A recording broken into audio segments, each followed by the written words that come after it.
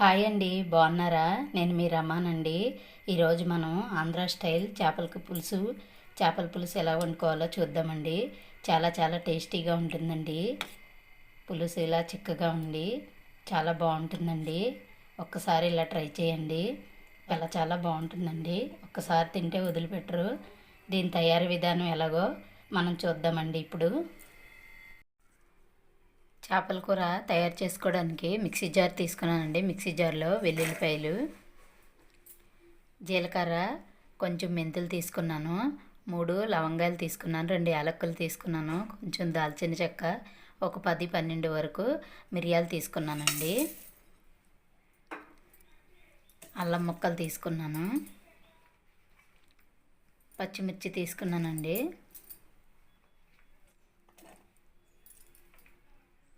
ఉల్లిపాయలు కూడా ఇలా కట్ చేసి మసాలా పెట్టుకుందాం. ఇవన్నీ కలిపే మసాలా చేసుకోవాలండి. ఒక టమాటా 4 చెక్కలుగా కోసి వేసుకున్నానండి. మనం తీసుకున్న మసాలా అంతా ఇలా పేస్ట్ చేసుకున్నామండి. ఇంకా బౌల్లో చింతపండు తీసుకున్నాను. నేను పెద్ద నిమ్మకాయ సైజ్ అంతా చింతపండు తీసుకొని అవి నానబెట్టుకోవాలండి.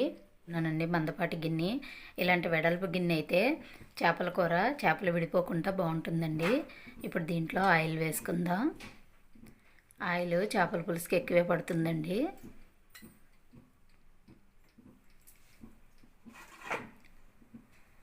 చేపల్ని ఇలా క్లీన్ చేసి పెట్టుకున్నానండి.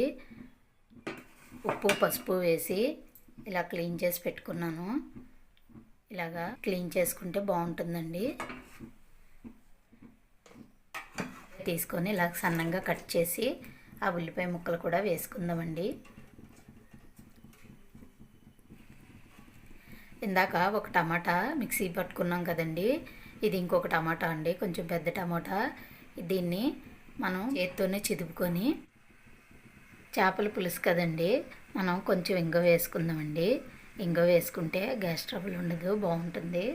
టేస్ట్ కూడా చాలా బాగుంటుందండి. వద్దని ఇప్పుడు దీంట్లో కొంచెం కరివేపాకు వేసుకుందామండి. ఇలా కరివేపాకు రెమ్మలతో వేసుకోవచ్చు. ఉల్లిపాయలు కొంచెం ఎర్రగా వేగినాయి అంటే కూర చాలా టేస్టీగా ఉంటుంది. ఉల్లిపాయలు మగ్గినవండి, ఇలా వస్తే సరిపోతుంది. ఇప్పుడు మనం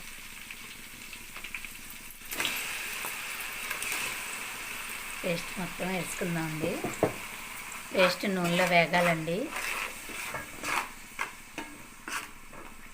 చాలా రుచిగా ఉంటుందండి. ఇలా ఒకసారి ట్రై చేయండి.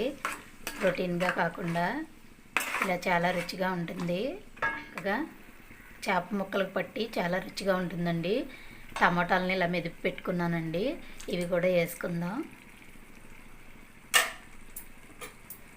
ఇదంతా ఆయిల్ ఇలా పైకి తేలుతుంది కదండి, వేటిని తీసి పారేయనసర్లేదండి.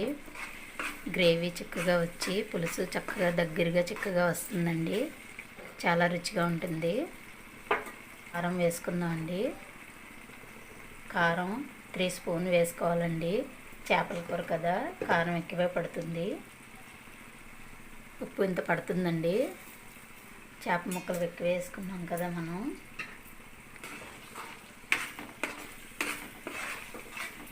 కారం అంతా మసాలాలో కలిసేటట్టు కలుపుకుందామండి.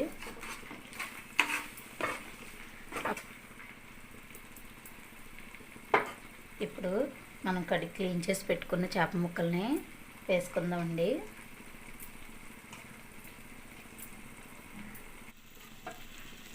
ఇలా వేసుకున్నాం కదండి ముక్కలన్నీ. మెల్లిగా ఈ మసాలా అంతా పైన వేసుకుంటే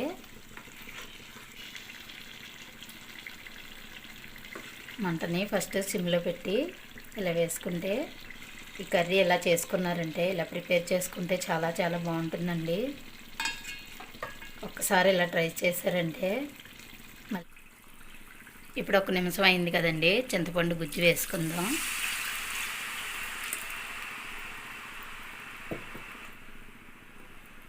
లైట్గా ఇలా ప్రెస్ చేసుకుంటే సరిపోతుందండి.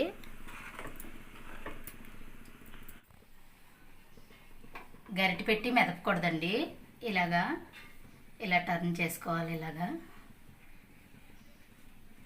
ఒక 2 నిమిషాల తర్వాత చూద్దాం. ఇప్పుడు ఒకసారి మూత తీసి చూద్దామండి. ఉడికిపోయిందండి, పులుసు దగ్గర పడింది. ఇలా దగ్గర పెడితే సరిపోతుందండి. చల్లారేటప్పటికి ఇంకా చిక్కగా ఉంటుంది. కూర చాలా బాగుంటుంది, చాలా రుచిగా ఉంటుందండి చేపల కూర. ఒకసారి ట్రై చేయండి, మీరు కూడా ట్రై చేసి ఎలా వచ్చిందో నాకు కామెంట్ పెట్టండి. ఇప్పుడు కర్రీ స్టవ్ ఆఫ్ చేసి షౌట్ చేసుకుందామండి. ఉప్పు చూసుకున్నానండి, ఉప్పు చూశాను, సరిపోయింది. ఇప్పుడు ఇలాగా ఒక వంకాయని 4 ముక్కలుగా కట్ చేసి వేసుకుందామండి. కూర చాలా టేస్టీగా ఉంటుంది వంకాయ అలా వేసుకుంటే. వద్దనుకుంటే స్కిప్ చేసేయండి. ఇప్పుడు కొంచెం గరం మసాలా, కొంచెం ధనియాల పౌడర్ వేసుకుందామండి.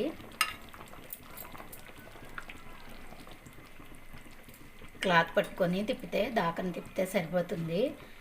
ఇప్పుడు ఒక 2 నిమిషాలు మూత పెట్టుకుందాం. ధనియాల పౌడర్ అంతా ఈ మసాలాకు పట్టి బాగుంటుందండి. వేడి వేడి చేపల పులుసు, ఆంధ్రా స్టైల్ చేపల పులుసు రెడీ అయిపోయిందండి. చాలా చాలా టేస్టీగా ఉంటుందండి. ఈ కర్రీ ఒకసారి ట్రై చేసి చూడండి, మీకు చాలా నచ్చుతుంది, చాలా బాగుంటుందండి.